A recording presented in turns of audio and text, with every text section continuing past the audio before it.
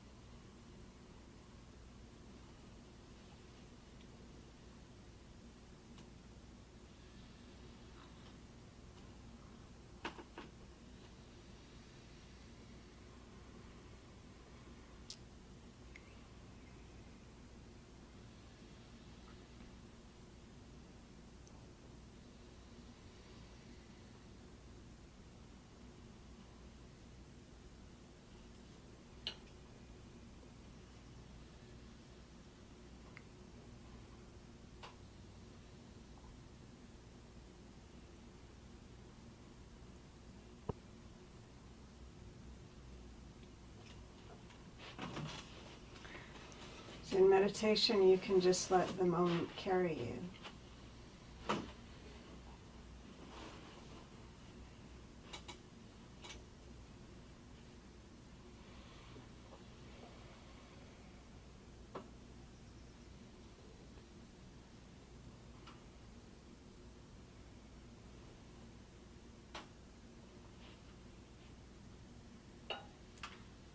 Or maybe, like in the Koan, you can be the water buffalo, and you can carry the moment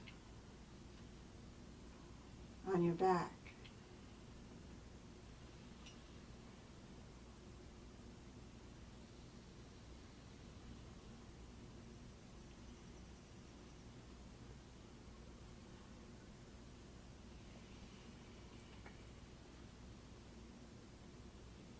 It would be something you could bear easily.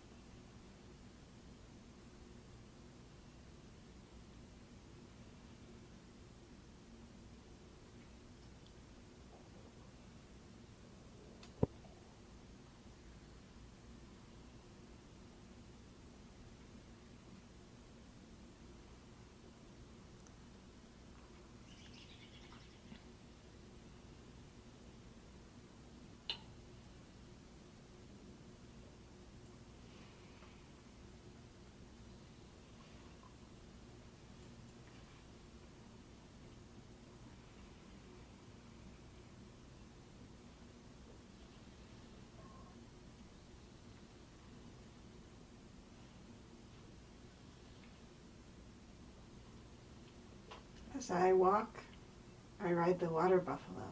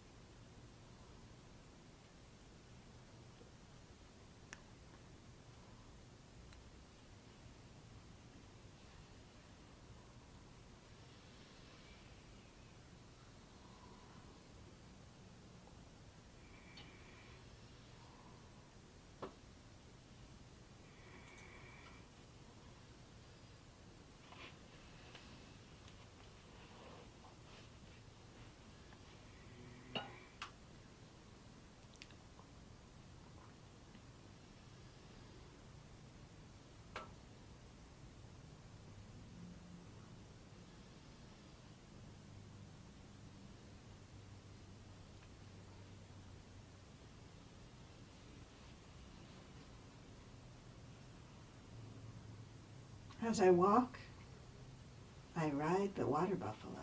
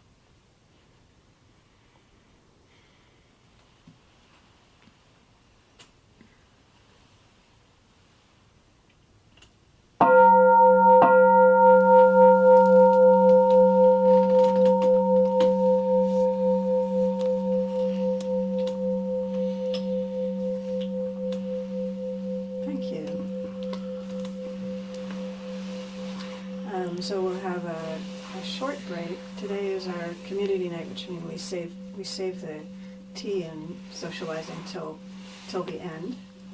And so you're welcome to stay after. But for now, just a short break, stretch, use the bathroom, stand up, walk around, and we'll be back for a talk and conversation.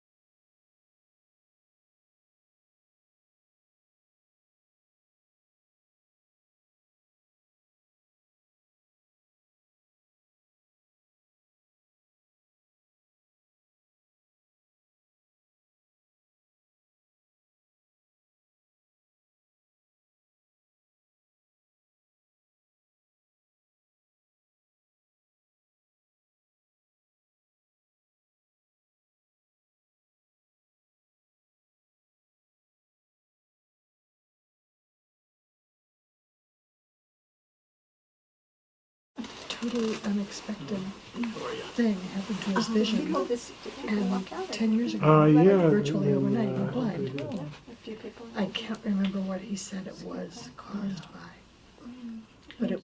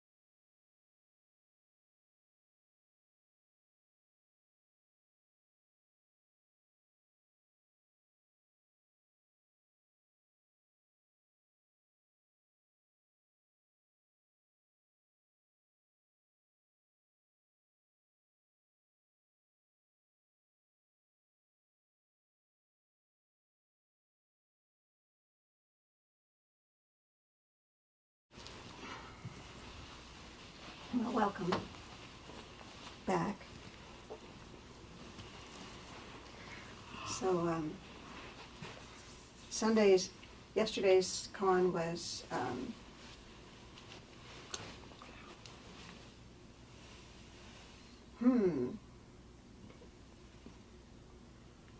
the first one is, with empty hands I take hold of the plow.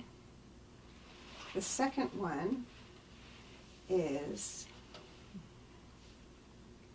not the water buffalo. What was this? What was yesterday? Bridge in the water.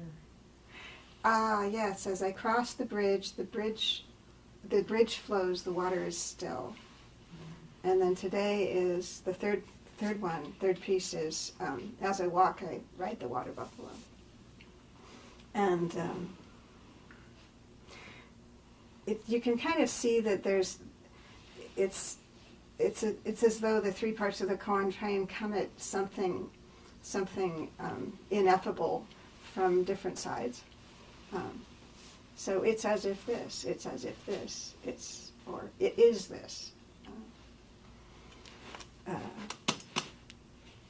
So some time ago, a few months ago, I had a dream, and occasionally if I have a dream and I have an animal in the dream, I'm always really happy. I like having dreams with animals. They seem to be helpers in dreams. And in this dream, there was an animal called capybara. And I don't know if you know what a capybara is. They're from South America. They weigh somewhere between 75 and 150 pounds, and they're like a giant guinea pig, if you can imagine. They're the world's fastest rodent. I'm about to show you some pictures. And in my dream, the capybara had another smaller animal standing on its back, which seemed pretty mysterious, but kind of cute. And at a certain point, the animal on the back of the capybara kind of launched itself at me, and I was afraid that it was attacking, but it actually licked my face. It had missed me, so I liked that. And so I carried the dream around, but then I decided I just randomly thought I would search the web, search Google Images for capybaras with an animal on their back. Turns out capybaras are like the bus, the transportation system of South America for other animals. Okay, so I was sort of, that was the weirdest thing. So this seemed like such a non sequitur in the dream, and it turns out it was true. So here are a few examples. This is capybaras are also aquatic. They spend a lot of time in the water. This one has a capybara with a baby capybara on its back, swimming. Here is a capybara with a raptor, looks a bit like an American bald eagle, riding on its back. Here's a capybara giving rides to monkeys. And here's with an entire family of ducks, as well as surrounded by turtles. This one is interesting because this is proving like capybaras don't just like to have things ride on their back; they also like to ride. So there. What is it riding on? There are many more capybara pictures. This is your basic capybara with nothing on it. When you see images of capybaras in captivity, if they're being sort of rehabilitated, they have bean bags that they sit on the back of the capybara so that they can feel comfortable. Because if you're a capybara, you just like to be draped with other animals. So when I picked this, I'm a sculptor in my spare time, and I've been doing a piece on with a capybara with, anyway, it's a subject I'm interested in. And I was sitting with this and I was like, ride the water buffalo. Oh my gosh, that whole thing with the giant guinea pig with something riding on its back. So in a koan, all the parts are you. So the I of the koan is me, I'm riding, but there's also me as the water buffalo. And as you can see with, this is just an example of an animal, but we all kind of like to be carried, and we all kind of like to carry something. And even if we don't know that we're carrying something, we probably are, I realized. A few more capybara facts are, they are apparently, everybody loves a capybara. You put them in other animals. There's this one hilarious video. They put this, capybara this big in a box full of guinea pigs, and the guinea pigs, of course, run to the other side because there's this giant guinea pig. But within 2 or 3 minutes, all the guinea pigs have come back and they're all cuddled. Everybody feels something about the warmth of this big bus of a guinea pig, and how much it just really loves companionship. And so it gave me a different feeling for this koan, of that often koans don't really have the feeling of companionship, but this feeling of the warmth between the water buffalo and me, or me as the water buffalo. So I've been noticing the way I work really hard, and the way I tell myself a lot that there's something that I need to be doing. And there's always this little edge around not having quite done enough. I have to give myself permission to take a day off, and even so, it has to be a day off during which I do, useful things. And I've been noticing that. I've been noticing that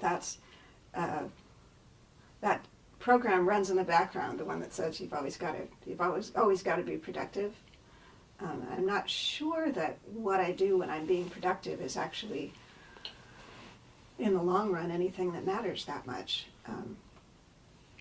But I've also noticed that somehow everything seems to get done anyway.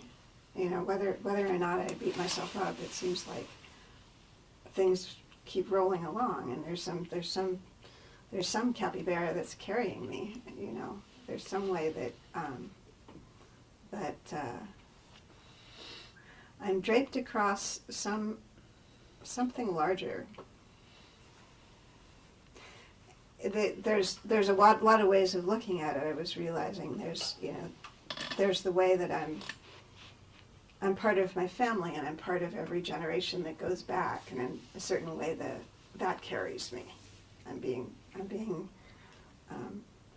held aloft and supported with all this, my family's history, or the history of my species. Like, ever appreciated how much our species has learned in all these years of evolution? You know, we really actually we come out kind of knowing how to do stuff, and we know how to learn from. I guess humans aren't terribly instinctual, but we know how to raise our children pretty well. You know, we know how to get food, and we know how to make shelter, and we know how to do odd things like meditating, which is, that seems to be built in. That you could just sit still. So that idea of what carries was interesting in this koan.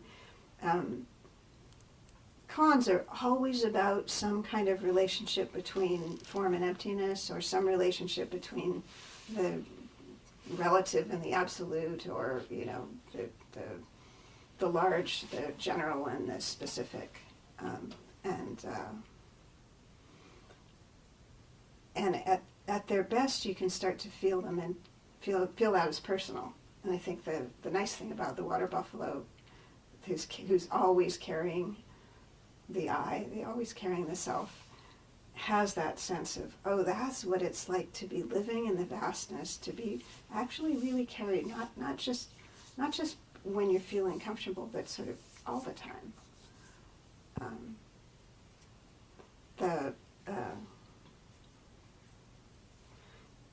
I'm sure you can think of examples of that too. It's sort of like in the middle of difficulty, I can feel that if I just drop down, I can feel the way things are proceeding as they should. I can feel that this little me that I'm worried about is only a very small part of it. I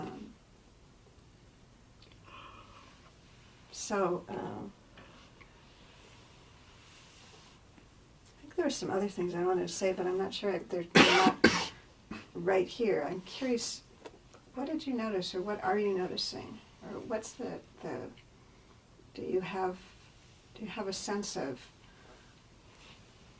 what did this koan show you in your meditation? It felt like the meditation was very still and a bit sleepy. I felt really sleepy. I was completely surprised that it was 40 minutes. That maybe we sort of had that lovely rocking sense of being being carried. But anyway, what did you notice, or what are you noticing? I noticed, I don't know how this is connected to Koan, but I noticed like the heaviness of my body, and I've never really felt that before. It's kind of this separation between like I could feel like my head and my neck, and just like because I think I was very still during the whole meditation, and I almost felt kind of numb and heavy, but there's also me outside of that heaviness. So it was a very interesting feeling. Yeah, maybe that's a little bit like the heaviness of, a lot of times we very much identify with our head. Yeah. And there's a lightness, and there's this spirit and intelligence, but it's up here. Yeah. you know, that there's this heavy body that just, Yeah. your body, I mean, that's another way to say it's the body's that water buffalo. Yeah. You know? And you just maybe don't notice it most of the time, but Yeah. it's like plodding along, feeding you, getting you to your car. Yeah, it's, yeah, it's definitely great to have the body. Thanks.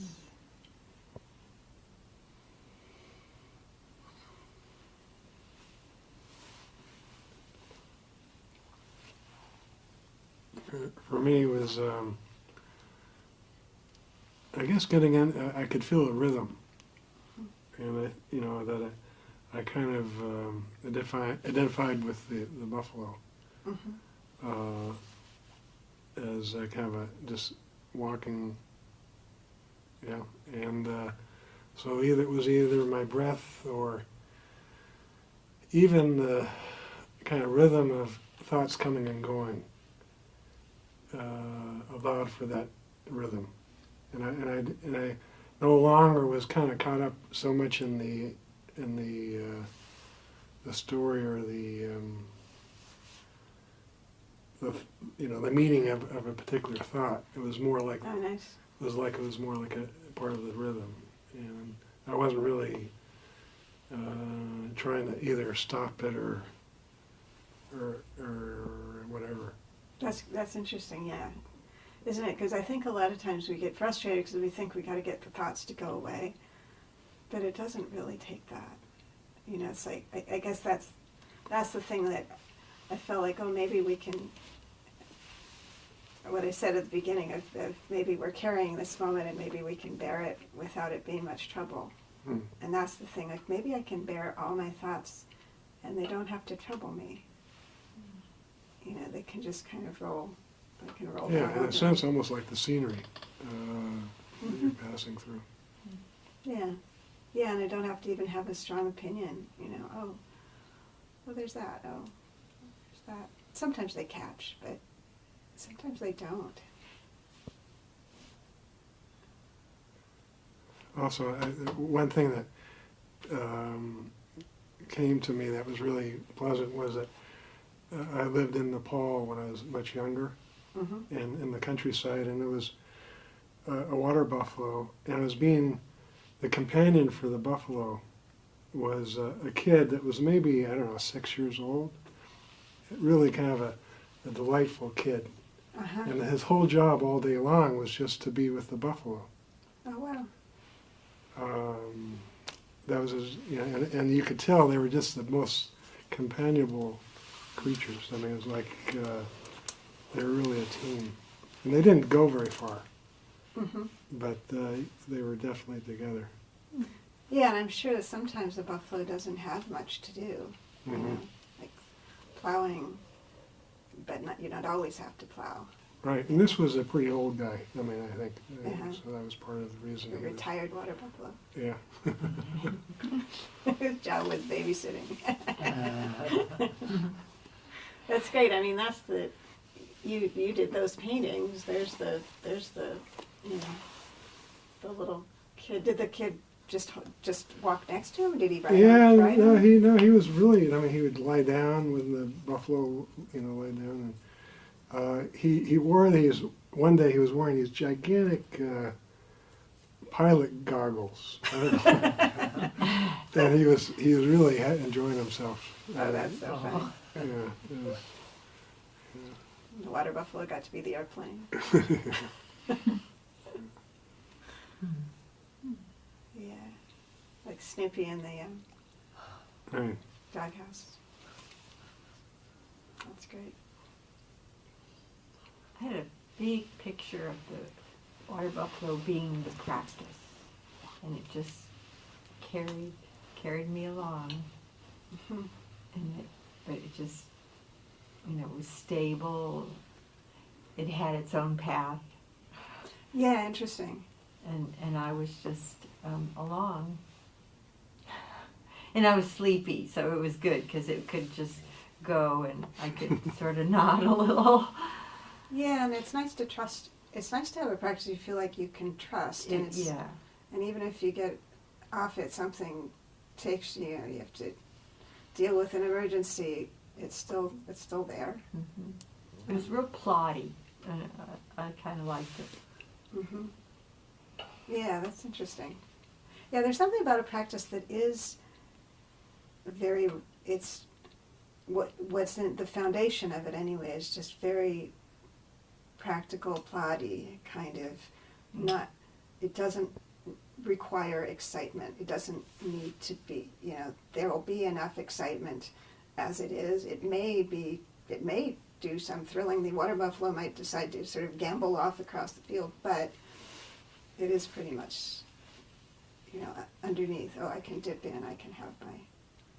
I'm kind of coming to terms too, you know, with that in this particular practice, that it's not about enlightenment and, you know, rockets and stuff like that. It's a daily path, and that we're here for others, and Yeah, and I thought, oh well, that's just, you know, Zen, blah blah. But I think I'm kind of owning, or I'm comfortable with that cloak, and not looking for those magical moments in meditation. Meditation is what it is. And sometimes, I mean, there's a million mind states out there, and sometimes they're pretty magical.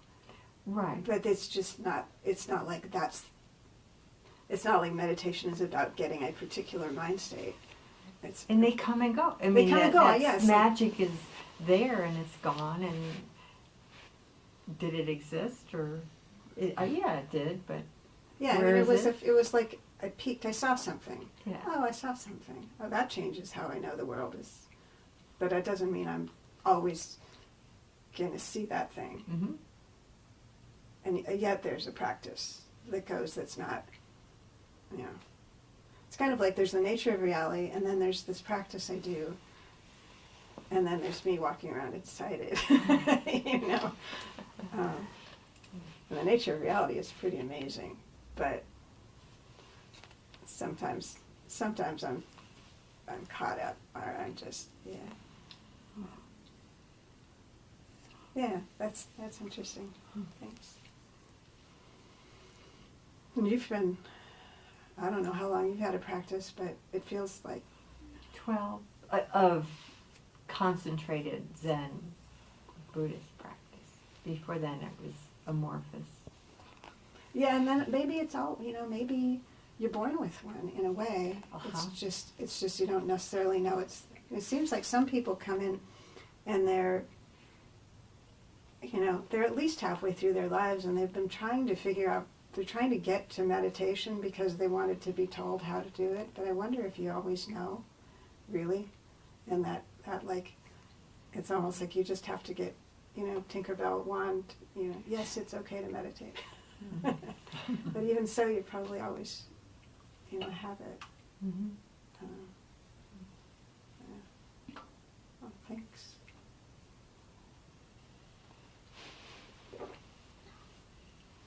Else? Well, it was good to. I've been, as I've mentioned before in here, I've been having trouble sleeping, and as a result, just trying to do way too much managing and trying to change the conditions and do this and do that and don't do this and don't do that. You know, and the more I try, the less I sleep. And so the last couple nights, I finally managed to have a talk with the one that was trying and told it to just stop. You know, and it actually stayed away. I slept. So the water buffalo kind of was good, because it was like, oh, I can just let the buffalo. Let the buffalo. You know, yeah. and I was kind of riding the buffalo, and I thought, well, I wonder if I could just lie down on top of the buffalo, not even like direct it. Just Yes, there was let it definitely do it. something where it was sleeping. Yeah. So that felt kind of good. And then at some point there was, like on the out breath, I was just sort of like letting go and just hearing the sounds, and the sounds were all part of something bigger that I could just rest into. So, Yeah. yeah, that was the water buffalo. Yeah, it's great when you can get that. It's Mm-hmm. which you can get anytime, actually. But that description of the harder you try, the more it, it's like you can't remember to mind your own business somehow, because it gets annoying when you're not sleeping, but then the panic about it becomes its own. Yeah. Yeah. It's funny, I've been noticing too, there's ways that things that are natural autonomic, somehow we can get a little too involved in something that happens naturally, and then everything gets off balance, and it's really that description of like, you finally go, well, just let it go. I just can't, this can't be my business. This is. Yeah. But, maybe tonight I'll be like trying to let it go, but it won't, so it's very tricky how to do Maybe that. the image of the water buffalo will be enough. Yeah. Maybe that's it. Yeah. Thank you. What else did you notice? I found that my water buffalo was not attached to an outcome. It just kept marching along, and that's what it did. And it's powerful and not going to be deterred by rain or snow or mud. It just keeps going day or night, like a heartbeat. Oh, that's the steps, and it just keeps. And it's that inner strength that we don't have, or we don't oftentimes see or are Right. aware of. Yeah. But that was one of the qualities of it, was that, it's the writer that's thinking about, well, let's see, I want to get here and I want to do this, and then this is going to happen, and then I'll be happy. Right. But the water buffalo is the kind of a smart one. It just keeps going. Yeah. It's nice to know that when no matter how fussy I get, it's really not relevant. Yeah, what Michael was saying, all my opinions, they can be entertaining, they can be annoying, they're really not what they're they're just riding on the buffalo. Mhm. Yeah. That buffalo kind of is taking us, in another sense, it's like the life, the path of the river is carrying us along, and we think we're in control of it, but I don't know, it seems like Yeah, control is a weird thing. yeah. It's like I don't even want to be in control, Yeah. because what do I know? I think that's just fear, that people experience fear, and then they try to cover that with, well, I'm in control, or the illusion of control.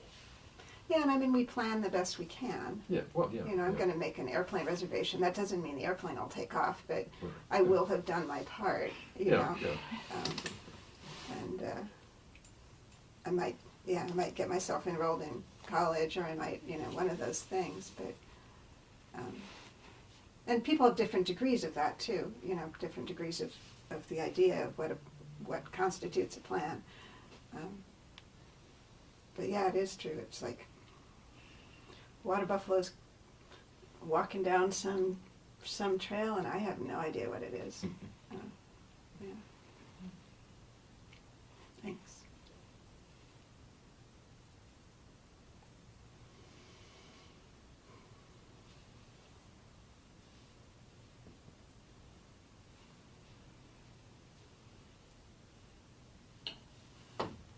Anything else that's bubbling up? Did any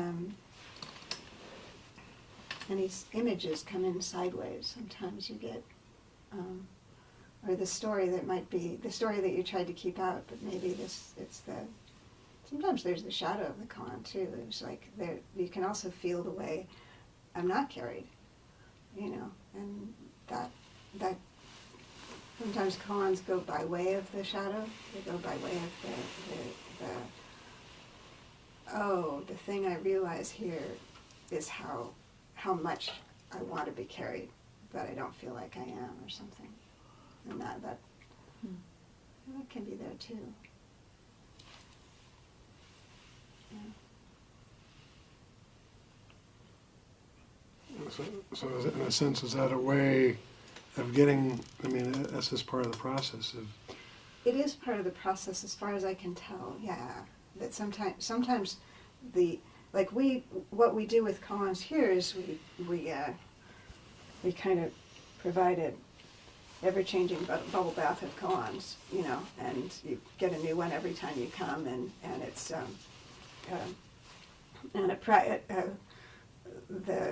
the more consistent practice that some people do is you take a koan and you hang out with it for weeks and months and years until whatever the conundrum is stops being a wall and it starts to be a gate. And all koans will do that, but sometimes the most valuable ones are the ones that are absolutely a wall, perhaps a wall with spikes on it at the beginning.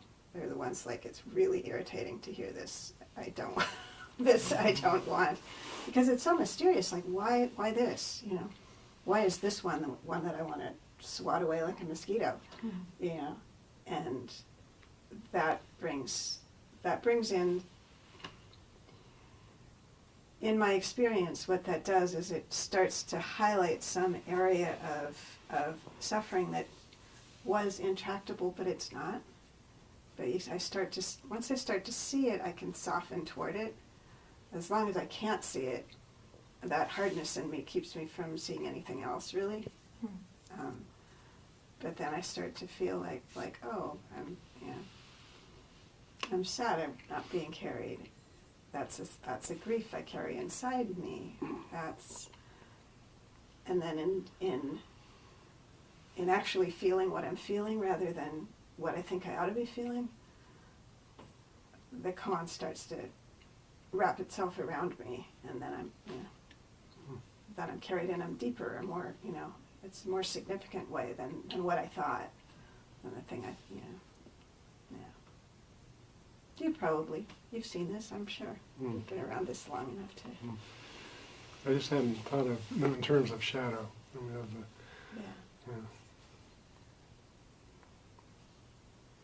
Yeah, it shines a light on something.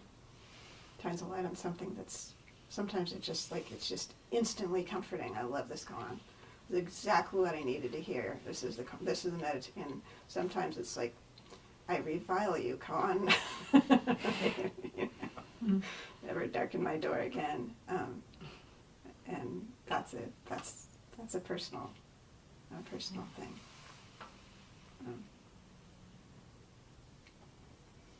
Shows a place where I'm hardened a bit. Yeah.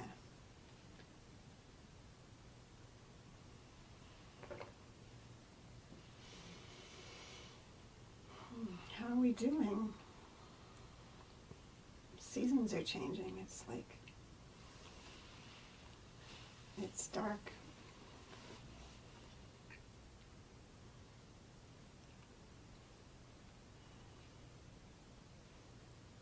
Yeah, it's interesting to see with koans too that there's something repetitive about them, but they keep on trying to show this essential piece about the relationship between the separate self and the not separate from anything, which we call emptiness, or there's all these words for it because there's no way to describe it. But koans will always bring those two things together in some way, and there'll be a little bit of friction, and the mysterious aspect of them will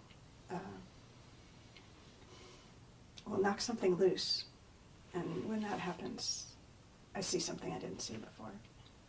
So like these 3 turning words, it's like, I don't know. What was the game that we used to play when we were kids where it was maybe it was just Blind Man's Buff or something, where you put you put a blindfold on and then you twist yourself around 3 times and then everybody runs away and you try and, you don't know where you are anymore. 3 turning words, they're a little bit like that. It's like you turn you around and, so the first one turns you around a little bit, and then the second one turns you around again, and then the third one turns you around again, and then you somehow it unstabilizes you so you can actually see something you missed.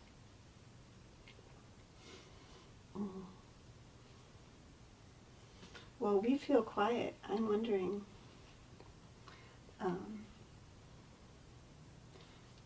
would you be up for meditating for a few more minutes, or did anybody want to say something they didn't get a chance to say? Well, I think we'll sit for a few more minutes, and then we'll have announcements.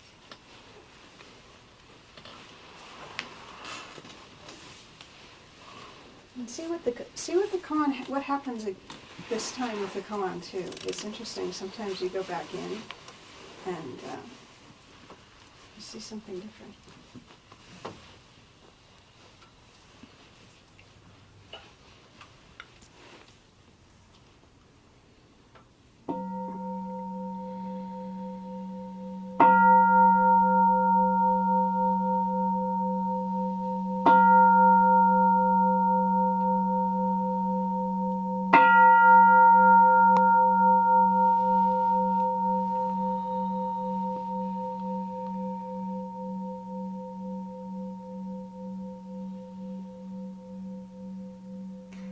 With empty hands, I take hold of the plow.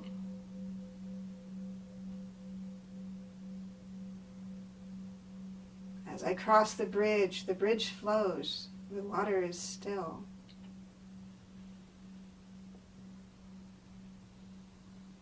And as I walk, I ride the water buffalo.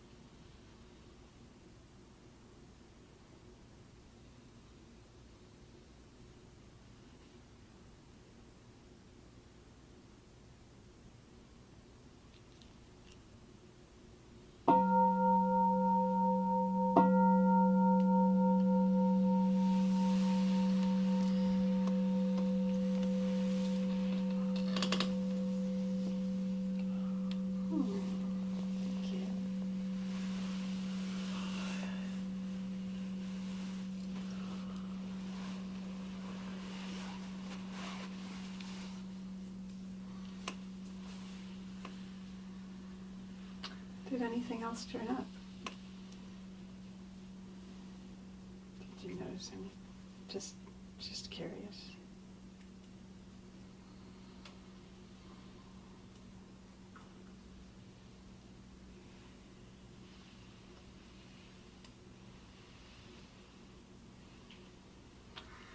Well, thank you. It's nice to feel the stillness.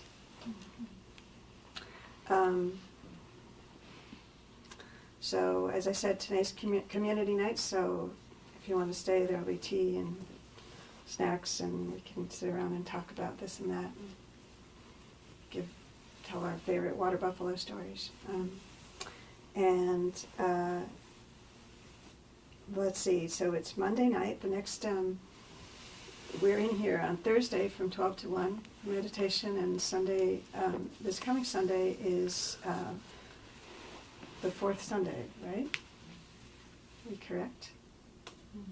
I believe it is, which means that from 9 to 2 is John Joseph. John Joseph is doing his half-day retreat in here. So if you'd like to come and do a little bit extra sitting, it's free by donation. You can bring a lunch, and he does individual interviews if you want to talk to his Zen teacher. And then the rest of it, there's next Monday, I believe it's me again, but we'll find out. If you're not on the email list, make sure you get the email list and come back again. There is a box where the door says donations, and the more money you manage to put in there, the more encouraged we are, and it helps us pay for tea and rent and all the other things we do here. So, thanks for coming. Oh, and on Sunday, if you don't want to do the whole 9 to 2, you can just show up for the usual 10:30 to 12 part. That's fine too. Yeah, there you go.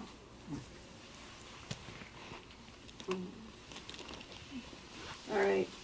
I brought something that one already, but it is. It's a long month, and it must have started early. Yeah.